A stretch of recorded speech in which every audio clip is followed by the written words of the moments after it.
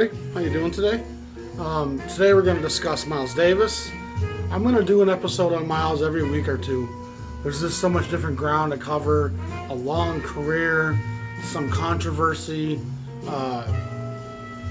different perspectives and opinions. There's always something you can throw out there and talk about Miles Davis for 30 minutes. Today's episode, I want to discuss 4 legends and 4 myths about Miles Davis. And he was my starting point in so many ways in jazz. He really was. He was the kind of the luminary, the name that seemed to have some staying power. The rock and roll guys often referenced him. He kind of transitions into the fusion rock funk stuff, which I've discussed before.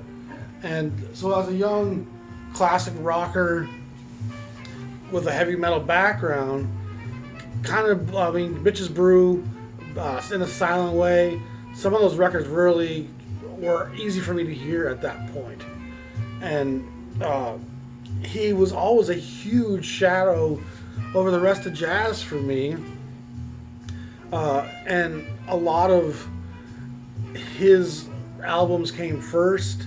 A lot of the other labels and artists I got into, I come at through Miles.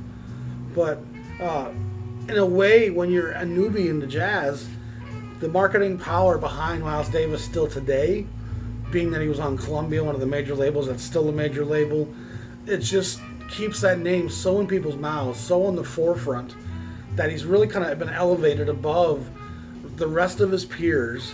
And I think a lot of that's not justified in any way. We'll start with the first and greatest legend about Miles.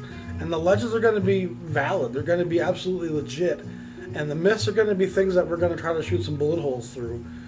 First and foremost, the most important legend of Miles Davis is his fame. That success that Columbia brought him puts him in record stores and cafes and coffee shops across the country for the last 50 years.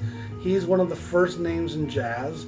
He's got such a large power behind that name. It's an easy name to remember. You can refer to it just in the first name of it. Just Miles is enough for a lot of people to know who we're talking about. He, in a lot of ways, has kept a lot of other names in jazz afloat. He's helped keep a lot of other careers in the reissue programs, and made people aware of people like Bill Evans, John Coltrane, Cannonball Adderley, Wynton Kelly, Paul Chambers, Wayne Shorter, Herbie Hancock, Tony Williams. The list just goes on of the great people he played with.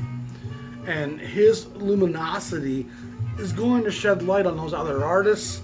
And for I did an episode about this not too long ago, it kind of trickles out from him into the rest of the jazz canon, especially from 50 to 1970, and even into this day, in the 90s, 2000s, 2010s.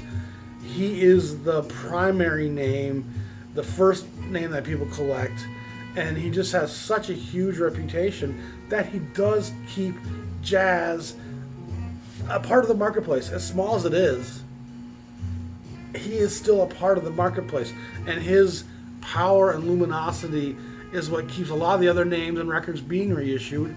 His stuff's almost always been available one way or the other on vinyl, and of course digitally as well.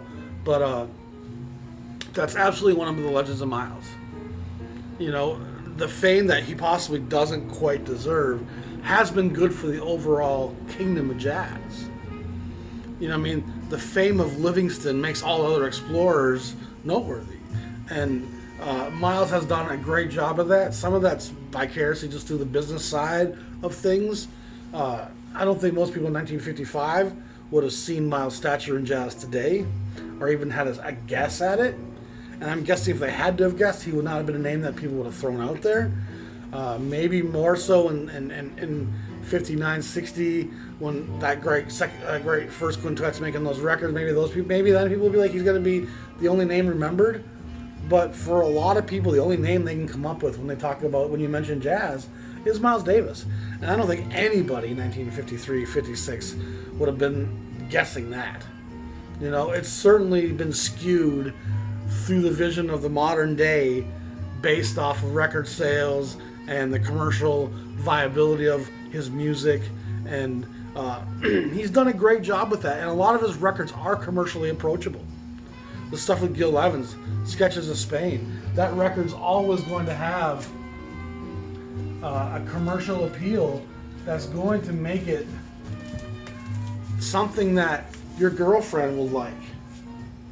Something that your aunt might even put on when you're over for dinner. Like, it's... And his discography is so voluminous that it would be kind of insane to try to cover all of it in any episode or series of episodes. So we're just going to kind of dig into Miles here and there. He makes records that people still to this day could buy and enjoy, and they're not overwhelmed by them. It's not banging them over the head. It's not even Coltrane with his sheets of sound and unending solos. There's a concise, precise, calculated commercial viability in a lot of what he does. And that waxes and wanes throughout the years, but there can be no debate that Miles' commercial success, his spreading the name of jazz, is one of the great contributions he makes to jazz. And so we're going to tip our hat to that and acknowledge that's part of his greatness. And I wish for more people they would see that that's his contribution that's probably the most important. Just bringing that name to... It's like Bob Marley over reggae. A lot of people couldn't name nobody but Bob Marley. And Marley is the name that most people can only think of. They're lucky to pull a Peter Tosh or Buddy Livingston out of a hat. Third world. Like, reggae is dominated by Bob, and I think more deservedly so. Miles dominates jazz, and I think there's far less of a case for that being how things are. So let's talk about the first myth of Miles. And the first myth of Miles is he's one of the greatest trumpet players ever. And I think there's very, very few lifelong, decade-long listening jazz people who have the scope of history and different decades and different players, and have large sections of other trumpet players. There's very few guys who have that knowledge who would put him in the top 10 trumpet players of any decade. He had limitations across the board. He never was comfortable at fast tempos. He didn't play hard bop and bebop for a reason. He slipped into the cool and the Gil Evans stuff because it was like skin he was more comfortable in and could excel at better. And there's nothing wrong with that. I think Miles himself in those days would have been like, yeah, I'm not Dizzy Gillespie. I'm not Clifford Brown. That young Freddie Hubbard kid, that kid shreds. So the idea that he's one of the greatest trumpet players of all time, that's the first myth, and it's not debatable even. Does he do certain things really well? Absolutely, and we'll talk about that next. But boy, there's a lot of times where I'm listening to him and I hear hesitation, like he's almost unsure of where he wants to go. He kind of will slur notes, especially at tempo. He doesn't enunciate cleanly tone in a lot of the up-tempo, mid-tempo stuff. I've played in bands for a long time, and you know that feeling when the guitar player is not really sure what note to play next? And I've heard that in Miles' playing where I'm like, oh, he kind of slurred there and missed the step he wanted, and so he slides up to the step where he wants to be. And I don't think it's intentional in any way. I think it's kind of just an uncertainty, an insecurity. You definitely hear it more in earlier era stuff. His first couple of recordings were from '53 on his own, and Blue Note recorded the Melford Line with J.J. Johnson, Horace Silver, Percy Heath, and Art Blakey. And here he's playing a slower tempo, and he does that pretty well most of his career. And that's a tempo he's also fairly comfortable at. But there's not clarity in that. There's not the power and the force of a Morgan or an Armstrong or a Hubbard. It sounds a little muddy. It sounds a little clouded, fuzzy around the edges.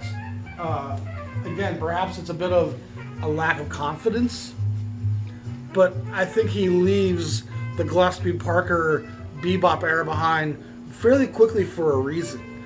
And the no-net stuff he does in Birth of the Cool, I think was a bit of a revelation to him as, playing with Mulligan and Conitz and that ilk of player, maybe that's a place I'm a little more comfortable. So the myth of him being one of the best trumpet players of all time, I think we should bury that one right off the bat. I don't think there's a debate on that. That being said, one of the legendary aspects of him, number two, is he's one of the great players of ballads and muted trumpet that we've ever heard.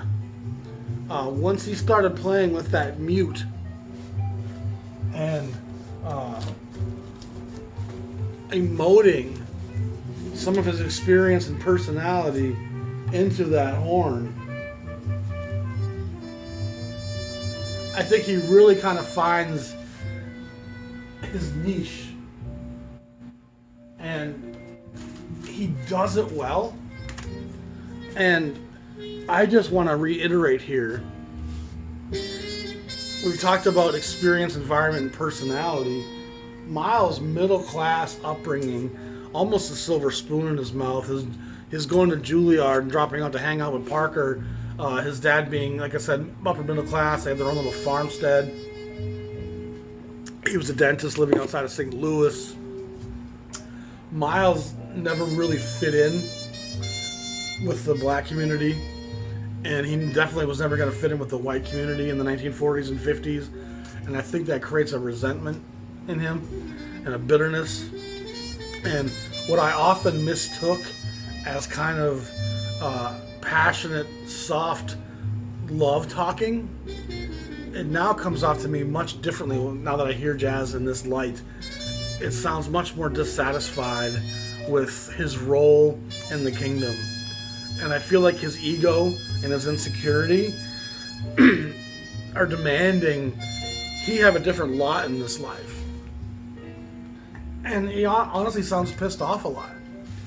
And you can play a ballad with a mute and be voicing your dissatisfaction. And I think that's a lot of what comes out of him. And so even though he's one of the most beautiful ballad players in the world, it's still acerbic. It's still kind of bitter. It's a soft rain on a gray day that permeates the flesh and just sinks in with an unhappiness, a lack of satisfaction. I think that face in some ways captures some of what I'm speaking of. This is, of course, the Ballads compilation Miles Columbia puts out probably the late 80s, and that's part of how he stayed so commercially viable, is Columbia being the giant label that it was. They keep issuing compilations. Let's put out a Ballads record. We'll just take a ballad off of 8 different records and put it out as ballads. And Miles Davis sold then, sold back in the day, and so it sells now.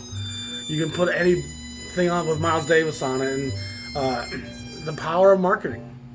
And part of the thing about marketing is it makes you feel like you're not knowledgeable at something if you don't know something everybody else knows. And so Miles is that secret that's not really a secret, that if you don't know, you feel like, oh, I need to know more about Miles. And so we buy and Miles for Lovers, another little compilation that came out. And it's endless. There's so much Miles stuff that's come out posthumously and will continue to come out forever, infinitely. It's not going to ever end. He is the name that keeps jazz afloat commercially. And thanks again for that, absolutely. But again, one of his great attributes is his playing of the ballad. And it's beautiful, but like I said, it's not a happy, joyous, romantic expression. It's one of almost depression, almost a languid sorrow. And some of it, honestly, almost feels like he feels sorry for himself. Like, I'm not from the ghetto. Why do you treat me like I am? And on some level, you can't blame the guy. On some level, you can't feel but a little like, you're right. You're right. There's no justifying the experience of the black male in America. It's absolutely one of great injustice. So far the two legends are his commercial viability and the appeal he brings to jazz. Number two of his legendary attributes is his ballad playing and that mute. Number one of the myths is him being one of the greatest players. Number two, one of the great myths about Miles is his innovation. And he gets credited consistently with being one of the great innovators in jazz. And he's part of innovation at times, but he didn't create bebop. He's on the tail end of bebop with Dizzy and Parker. He's not a bebop innovator. He doesn't create the cool. Mulligan does a lot of those charts. Conitz, Kenny Clark, J.J. Johnson, Gil Evans was the head arranger for most of the parts. Miles was a good choice, and it really highlights what he can do. But let's not give Miles all the credit for Birth of the Cool. Absolutely not. He certainly doesn't innovate in hard bop. He certainly doesn't innovate with the modal thing. George Russell invents that long before, along with Lenny Tristano. Miles brings it to the public, which often allows him to take the credit for it. But to me, that's one of the things that annoys me the most about it. So he didn't invent that stuff. The fusion crossover thing, he didn't invent it. It's just, let's stop associating this guy's fame with him being the creator of all the different eras of jazz. He was a part of all those eras. And usually somewhere in the middle of the pack in terms of when he came to it and how good he was at doing it. But again, his sales velocity creates this aura of him being this giant luminous figure over every era of the jazz from the 40s, mid 40s up into the mid 70s. And it's just not the case. The more records I have, the more knowledge I have, the more innovators and listeners I do, the more I realize that the real innovators often don't get any credit. The real creators often are completely forgotten. It's just the nature of how the beast is. But what can you do about it? Let's move on. I've talked about that aspect of Miles before. I'm not going to belabor that point. Number three, conversely to what I just said, Miles was very adaptable. And that's a part of his legend. He was able to hear changes in the music and bring it into his music and make it work. We're listening to Water Babies right now. I'm up and down on some of his fusion era stuff. Some of it I like a lot more than others. Some of it completely meanders to me and has no end in sight. Others are more concise, a little more funky, a little more spacious. I'm on the record for how I feel about Bitches Brew. It's a brew I don't need to ever have too much to drink on. Water Babies, this to me is a little bit more enjoyable, a little closer to the Hancock era, solo stuff, Man-Child, that kind of stuff. Again, here he brings a ton of great musicians into the public's eye in this era, in so many different eras. He brings a lot of musicians to the public eye, and that's a part of his legend. But he was a very adaptable guy. He was able to graft and see what was happening in jazz around him and graft it into his sound, his image, his band. And because of his commercial success, for posterity's sake, we've often gone back and said, oh yeah, he was that innovator, he was that guy who invented all this, and that's not the case. He just adapted and brought commercial success to that new thing. And that's a great thing. Thank goodness he was so adaptable, so we could bring many different chapters of jazz to the public. But we must revise how we see some of his achievements. Going forward, the third myth about Miles, and this is something I kind of came to recently, is the myth of Miles the Bandleader. And people talk about how he's one of the great band leaders in jazz history. And I've never really heard any of his musicians talk about how fun it was to play with Miles. My friend Jean-Michel Ries of Beethoven told me that story about the great Paul Chambers record on East West Score label, where his Miles working band are on the West Coast.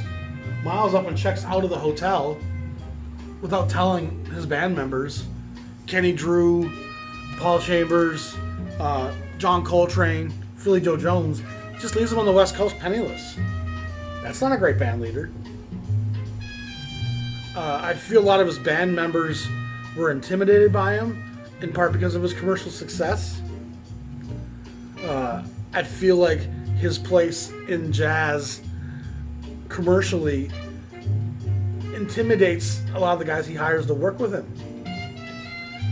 But I've never once heard any of the guys who played with him speak about the joy and the just wonderful experience it was to play with Miles from a personality standpoint, from a leadership standpoint. He sounded like a difficult taskmaster, unpleasant, negative. And negative people are draining. Negative people are exhausting. And you don't get that from looking at Coltrane with McCoy and Elvin and Jimmy. Those guys seem to be simpatico and sharing the same vision, going to the same place. A lot of pictures of Miles, you almost feel like he's in one side of the room, the rest of the group's kind of over here, and talking in whispers because he's over there in his little silent sulk. And let's not upset the guy today, because then it's going to be difficult for everybody. I feel like engineers and producers felt he was a handful. So the great band leader, it requires a certain degree of camaraderie, a certain degree of joy to be around. And Ellington could be a difficult taskmaster at times, but yet Ellington's men all loved him and would die for him. And I don't think you ever hear any of the guys in Miles' groups say, well, I would die for that guy. And that's not saying they didn't respect him and probably love him on some level, but he just wasn't this cheery, fun guy to be around. So we've talked about 3 myths and 3 legends. We got one more of each. The 4 legends are commercial appeal, huge. His muted ballad playing, wonderful. His adaptability to changes in jazz he's one of the great chameleons in jazz. And then lastly, his style, his flair. He drove fancy cars. He wore fancy suits. He elevates the place of a black man in society just by how he carried himself. How he refused to be seen as a nigger. And I think that word and that behavior for him was so difficult to negotiate that it creates a lot of the acerbic bitterness in him. But he wasn't going to be that. And he had a style and a character and a financial debonair success that dictated to the world how you must see me. And believe me, there was plenty of poor white people who resented the hell out of a guy like Miles Davis. How dare he be black driving a Porsche with a white girl on his arm? And Miles definitely had a lot of love for white girls, and he definitely had love for black women as well. And all of this personality and this outward shell that surrounded him does create a certain appeal and hip kind of chic quality to the jazz player. To a person who doesn't know anything about jazz, they still kind of know that, oh, I can snap my fingers, be real hip, get an alligator hat, some sharp shoes. There's a kind of a cliche jazz beatnik hipster look. And Miles is one of the people who sold that to the masses. And of course, Ellington was one of the most debonair people to ever walk this planet, but he didn't do that in the television age quite the same way that Miles Davis does, with the color photographs and the more media exposure of the post-war years. And of course, Ellington's still alive and still presenting that debonair, suave personality, but I think Miles takes it to another level with his almost in-your-face presentation. And I think there's a lot of positive that comes out of that. I think it does shed the black male in a different light. And even though Miles has a certain amount of combativeness to it and a certain amount of agitation towards it and wants to rankle you, I think, with it sometimes, I still think it was good for white America to see black Americans with money, to see black Americans with fame, with nice cars, with nice homes. And the greatest way to break the stereotypes of the poverty and the criminal and all those things that are labeled on the black people is to step out of the poverty that creates a lot of those things. Crime is not a race thing, it's a poverty desperation thing. And so when you can present a black man who has no need to be a criminal, no need to be a gangster, no need to be a hustler, he's got his own money that he's built and created. I think that's a positive for the image of black males and of the image of jazz as well. And so that's the four great legends of Miles that are absolutely, I think, valid, and he's earned all that accolade, and it's fantastic that he has brought jazz to so many people across the world. But there is one more myth about Miles Davis, and this is the one that kind of brought me to this episode. I often will be reading and responding to my comments on my episodes, and I do try to respond to every interesting comment I get. If you just leave some you want to be friend comment, I'm not going to respond to that. If you just be like cool stuff, I might ignore that. But if you give me some kind of feedback, insight, question, I'm going to always try to get the time, well, I have the time to respond to it. And a lot of times when we're discussing Miles and we're talking about his ability as a trumpet player and his ability to innovate, one of the things that eventually people will always throw out there in defense of Miles is he was one of the great talent scouts in jazz history. And when I dove into that one myself a little bit the other day, it's laughable. It's just laughable that we're going to elevate this guy's standing in the jazz world because he was a great talent scout. I mean, seriously, let's come off of it. Did the Yankee teams of the late 90s, early 2000s that won 3 World Series in a row and dominated baseball, were they great talent scouts? Or did they just have the ability to pay people the most? Miles Davis was the highest paying job in jazz. So you were happy to take and fill that chair. Not because he was a great guy, not because he was innovative or fun to be with or a great band leader. He was going to allow you to get paid. And underlying all of this is you need to survive and pay your bills.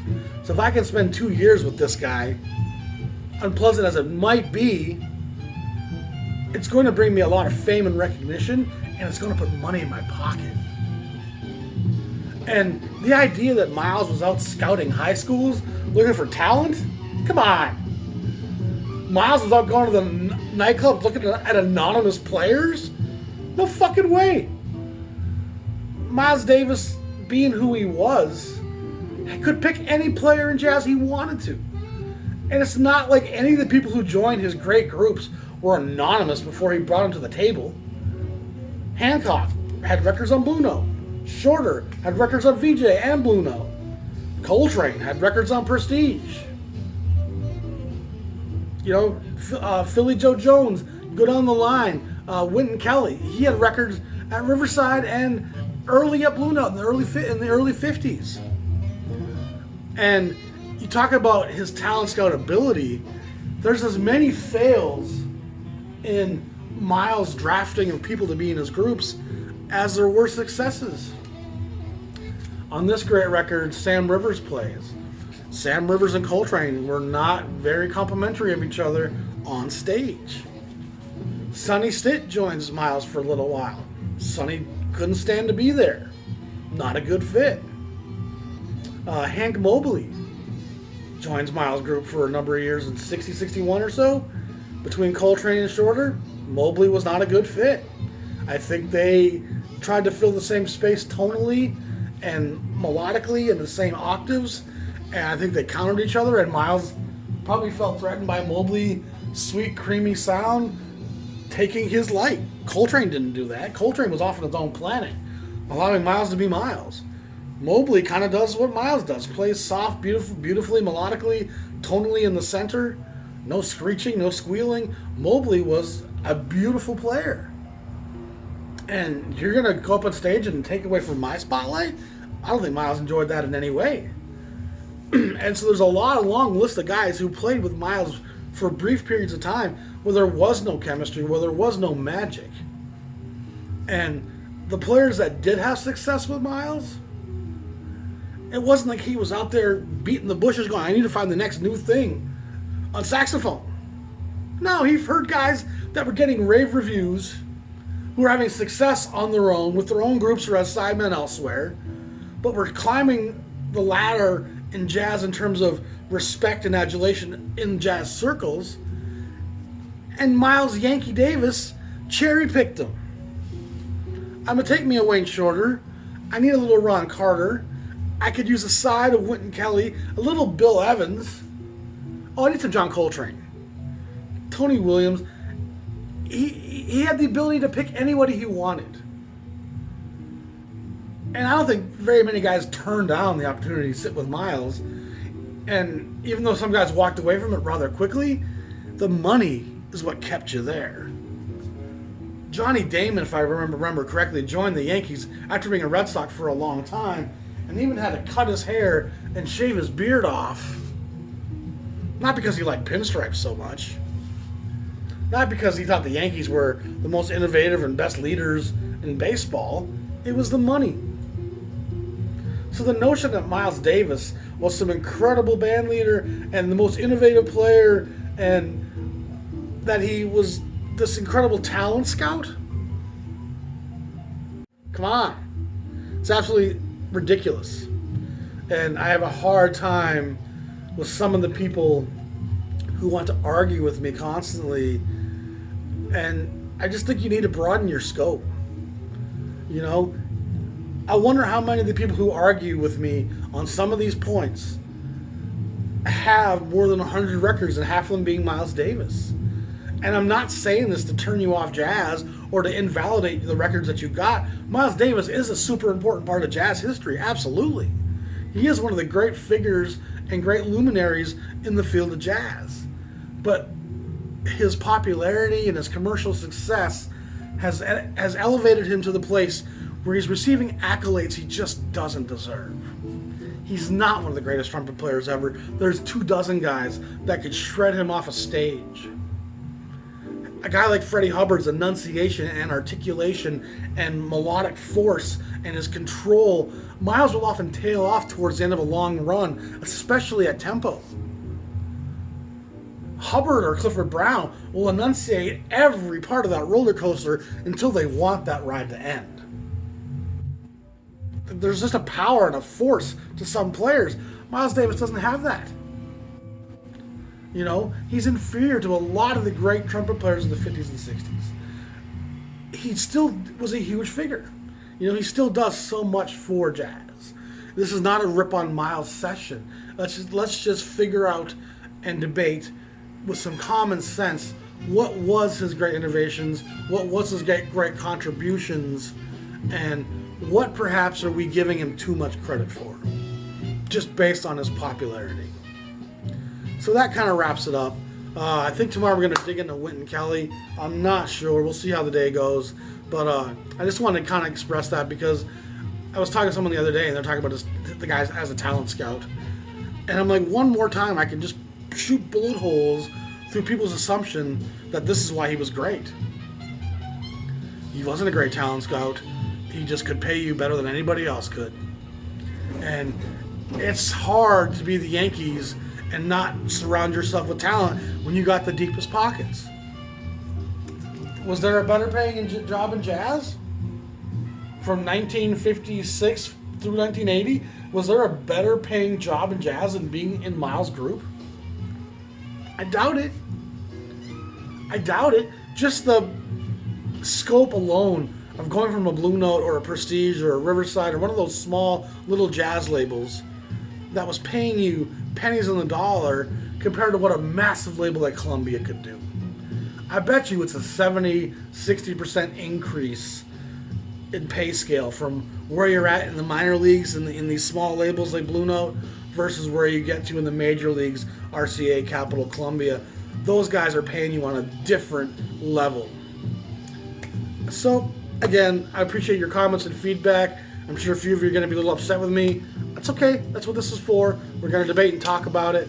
And again, I love Miles. Let's never mistake that I'm ripping on Miles or don't love Miles. Just the deeper I get, the broader my vision becomes, and the more I see probably what his real place in jazz should be. And that being said, the recognition he's often receiving is taking away recognition from guys who probably deserve it. There's probably guys who deserve a lot more credit than they're getting for being great band leaders, for being great talent scouts. We use a great talent scout, Art Blakey. Blakey found guys out of high school. You were a jazz messenger. You were often nobody before you were a jazz messenger. And you could go from a jazz messenger to a Miles Davis chair. We all know. But that's what a talent scout is. You take guys who are nobodies and make them somebody until you can kick them out of the door and have them make them be their own talent scout, find their own crew. Miles Davis being a talent scout? Not the Miles Davis I know about. Y'all be safe. Have a great day. Peace.